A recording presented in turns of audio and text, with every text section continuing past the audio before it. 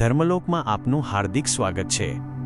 આજે આપણે એક એવી રાશિ વિશે વાત કરવા જઈ રહ્યા છીએ જેમના જીવનમાં મે 2026નો મહિનો પરિવર્તનની એક નવી લહેર લઈને આવવાનો છે અને તે રાશિ છે મીન રાશિ। જીવનમાં ઘણીવાર આપણને એવું લાગે છે કે પ્રેરણા એટલે કે મોટિવેશન આપણને દરેક કાર્યમાં આગળ ધપાવશે, પણ સત્ય એ છે કે મોટિવેશન હંમેશા ટકી રહેતું નથી। તે સવારના ઝાકળ જેવું હોય છે જે સૂરજ ઉગતાની સાથે જ ગાયબ થઈ જાય છે, પરંતુ જે વસ્તુ તમને તમારા લક્ષ્ય સુધી પહોંચાડશે તે છે તમારું અનુશાસન।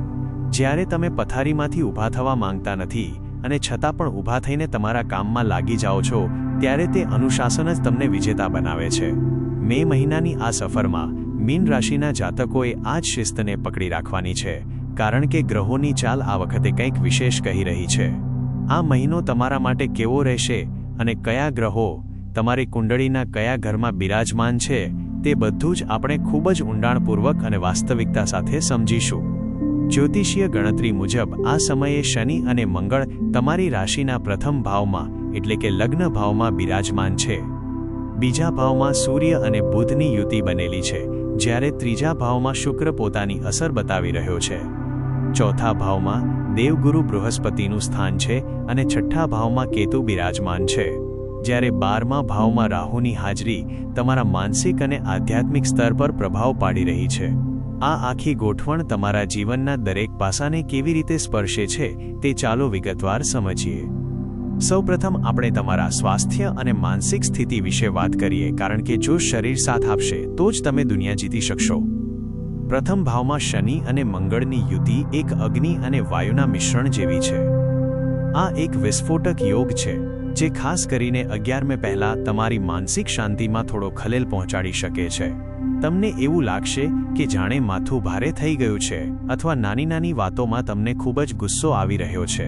કલ્પના કરો કે તમે કોઈ શાંત સરોવર કિનારે બેઠા છો અને અચાનક કોઈ પથ્થર ફેંકે અને શાંત પાણીમાં વમળો સર્જાય। બસ આવું જ કંઈક તમારા મન સાથે થઈ શકે છે।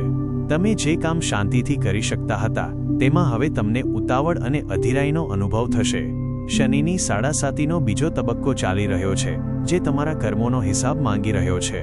જો તમે ભૂતકાળમાં તમારા શરીરની અવગણના કરી હશે તો આ સમયે થાક અને નબળાઈ તમને ઘેરી શકે છે। તમારે ખાસ ધ્યાન રાખવાનું છે કે તમારો આક્રોશ તમારા સ્વાસ્થ્ય પર હાવી ન થઈ જાય। જે જાતકોને માથાના દુખાવાની અથવા બ્લડ પ્રેશરની સમસ્યા છે તેમણે 11 મે સુધી વિશેષ સાવધાની રાખવી જોઈએ। 11 મે પછી જ્યારે મંગળ બીજા ભાવમાં જશે ત્યારે તમને માનસિક રીતે થોડી હળવાશનો અનુભવ થશે, પણ ત્યાં સુધી ધૈર્ય એ જ તમારું સૌથી મોટું શસ્ત્ર છે। શિક્ષણ અને વિદ્યાર્થીઓના જીવનની વાત કરીએ તો આ મહિનો તમને મિશ્ર ફળ આપનારો દેખાઈ રહ્યો છે। મીન રાશિના વિદ્યાર્થીઓ માટે પંચમ ભાવમાં ચંદ્રની ઉર્જા સક્રિય છે, જે તમારા મનને ખૂબ જ ચંચળ બનાવે છે। આ સ્થિતિ કેવી હોય છે તે એક ઉદાહરણથી સમજીએ। ધારો કે તમે નક્કી કર્યું છે કે આજે તમે આખું પ્રકરણ પૂરું કરી લેશો અને તમે પૂરા જોશ સાથે પુસ્તક લઈને બેસો છો, પણ થોડી જ વારમાં તમારું મન ક્યાંક બીજે ભટકી જાય છે અથવા તમને એવું લાગે છે કે આ તો મને આવડે જ છે અને તમે ભણવાનું છોડી દો છો। આ જે ચંચળતા છે તે ચંદ્રને કારણે છે। જો તમે કોઈ મોટો નિર્ણય લેવા માંગતા હોવ, જેમ કે કોઈ નવા કોર્સમાં એડમિશન લેવું અથવા વિદેશ ભણવા જવું, તો શક્ય હોય તો 2 જૂન સુધી થોડી રાહ જોવી હિતાવહ છે, કારણ કે 2 જૂન પછી ગુરુ મહારાજ કર્ક રાશિમાં પ્રવેશ કરશે અને ઉચ્ચના થશે, જે તમારા માટે સુવર્ણકાળની શરૂઆત કરશે। મે મહિનામાં તમારે તમારા અભ્યાસમાં શિસ્ત લાવવાની જરૂર છે।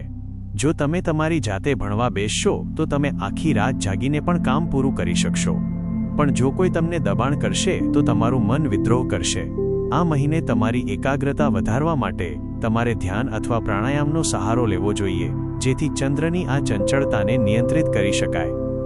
પ્રેમ સંબંધો અને અંગત જીવનમાં આ મહિને થોડો વળાંક જોવા મળી રહ્યો છે। મંગળ અને શનિ તમારા સ્વભાવમાં થોડી જિદ્દ અને પ્રભુત્વ જમાવવાની વૃત્તિ લાવી શકે છે। તમે કદાચ તમારા પાર્ટનર પર તમારી ઈચ્છાઓ લાદવાનો પ્રયત્ન કરો અથવા નાની નાની બાબતોમાં દલીલો કરવાનું શરૂ કરો। યાદ રાખો કે પ્રેમ એ સત્તાનો ખેલ નથી, પણ સમર્પણની ભાવના છે। તમારા પાર્ટનરને કદાચ આ સમયે તમારી હૂંફ અને સમજણની વધુ જરૂર છે, પણ તમે તમારા આક્રમક સ્વભાવને કારણે તેમને દૂર કરી શકો છો। જો તમે તમારા સંબંધોને મજબૂત રાખવા માંગતા હોવ તો મધ્ય મે સુધી તમારે તમારી વાણી પર ખૂબ જ સંયમ રાખવો પડશે। એકબીજાની વાત સાંભળવાની આદત કેળવો. ક્યારેક મૌન રહેવું એ 1000 શબ્દો કરતાં વધુ અસરકારક સાબિત થાય છે. જો કોઈ ગેરસમજ ઊભી થાય તો તેને તરત જ બેસીને ઉકેલી લેવી જોઈએ, નહીંતર સાડાસાતીની અસર તમારા સંબંધોમાં કાયમી તિરાડ લાવી શકે છે. લગ્ન જીવનની દ્રષ્ટિએ જોતા સપ્તમ ભાવનો સ્વામી બુધ બીજા ભાવમાં સૂર્ય સાથે બિરાજમાન છે, જે બુધાદિત્ય રાજયોગ બનાવી રહ્યો છે. આ એક ખૂબ જ સુંદર સ્થિતિ છે, જે દર્શાવે છે કે તમારા જીવનસાથી તમને પૂરેપૂરો સહયોગ આપશે. તમારા જીવનસાથીની કોઈ સલાહ તમને આ મહિને મોટો આર્થિક લાભ કરાવી શકે છે. જો લાંબા સમયથી પરિવારમાં કોઈ વિવાદ ચાલતો હોય તો આ મહિને તમે તમારા જીવનસાથીની મદદથી તેને ઉકેલવામાં સફળ રહેશો. જો કે મધ્ય મે પછી જ્યારે ગુરુ અને બુધનો સંબંધ બદલાશે ત્યારે થોડી ગેરસમજ થવાની શક્યતા છે, પણ તે ટૂંકા ગાળા માટે હશે. તમારા જીવનસાથીમાં પણ થોડો ગુસ્સો જોવા મળી શકે છે, કારણ કે સૂર્યની ઉર્જા ત્યાં કામ કરી રહી છે. પણ જો તમે શાંત રહેશો તો આ મહિનો તમારા દાંપત્ય જીવન માટે ખૂબ જ સુખદ રહેશે.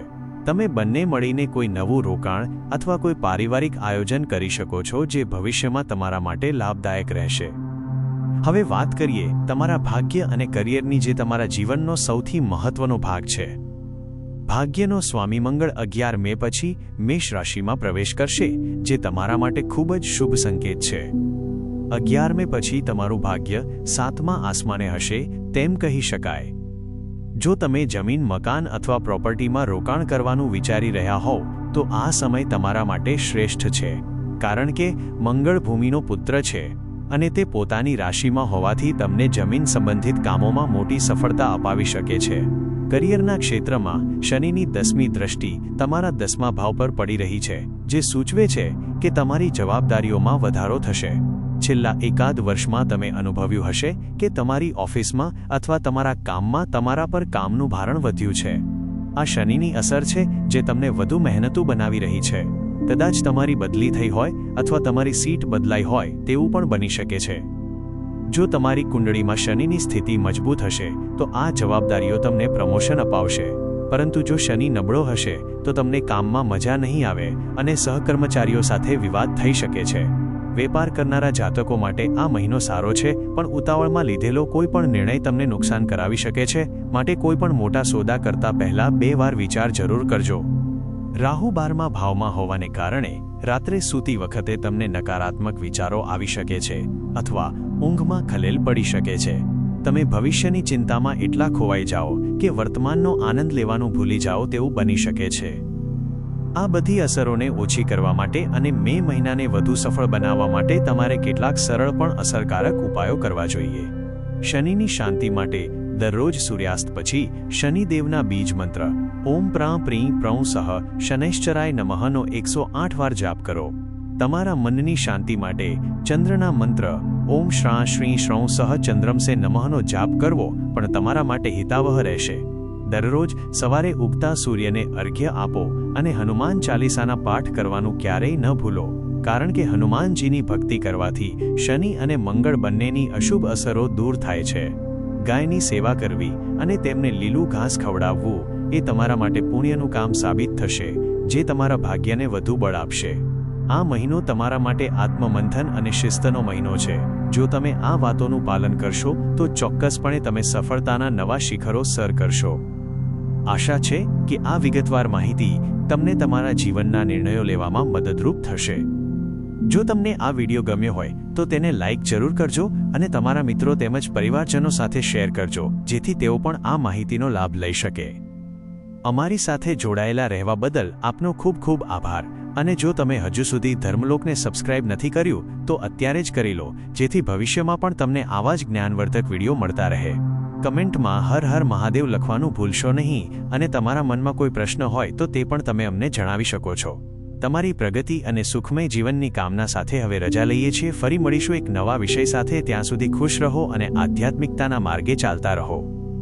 હર હર મહાદેવ.